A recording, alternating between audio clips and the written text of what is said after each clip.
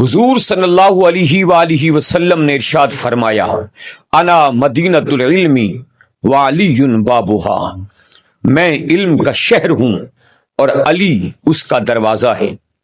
یہ بات قابل غور ہے کہ ہر جگہ دروازے کی ضرورت نہیں ہوتی، اگر کچھ اندر ہو تو دروازہ لگایا جاتا ہے۔ جتنا قیمتی خزانہ اندر ہوگا اتنا ہی مضبوط دروازہ لگایا جائے گا۔ اب دیکھنا یہ ہے کہ نبی کے شہر میں کیا کیا خزانے تھے جن کی حفاظت کے لیے حضرت علی کو دروازہ قرار دے دیا۔ تو غور کرنے سے پتہ چلتا ہے کہ شہر نبی میں، شہر علم میں اور شہر نبوت میں بڑے قیمتی موتی تھے۔ قرآن کا خزانہ تھا، ایمان کی دولت تھی، یقین اور اخلاص کا مخزن تھا۔ سنو، اس شہر نبی میں جناب ابو بکر کی صداقت کے موتی تھے، جناب عمر کی عدالت کے لؤلؤے لالا تھے، جناب عثمان کی شرافت کے جوہر اور یاقوت تھے۔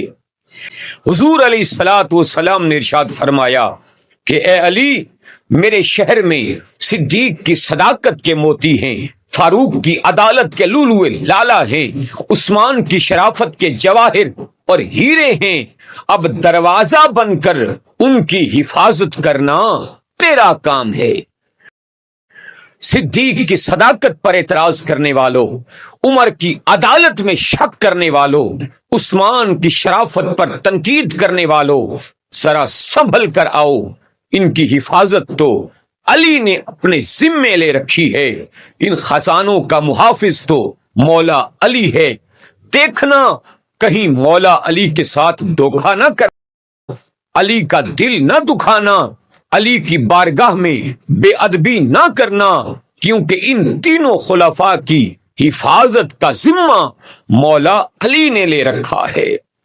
انا مدینۃ العلم وعلی بابھا، علی تو باب مدینۃ العلم ہیں۔ شہر کے اندر جو کچھ ہے وہ علی کا ہے۔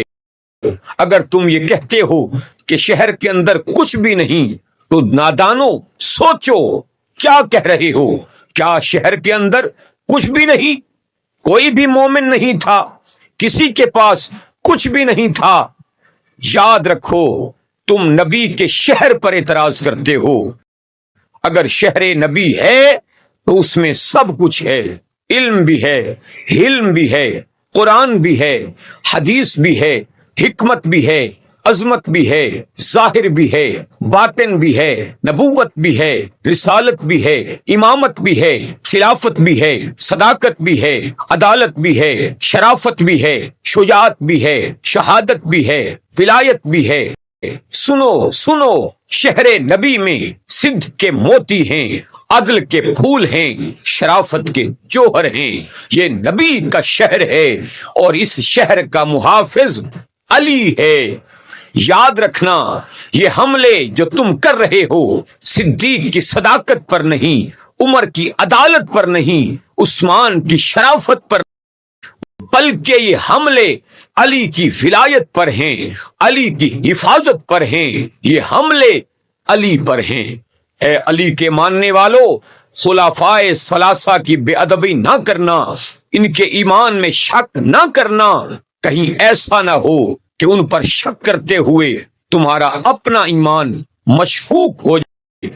ان کی عظمتوں کا انکار نہ کرنا، کہیں ان کا انکار کرتے ہوئے علی کا انکار نہ کر بیٹھو۔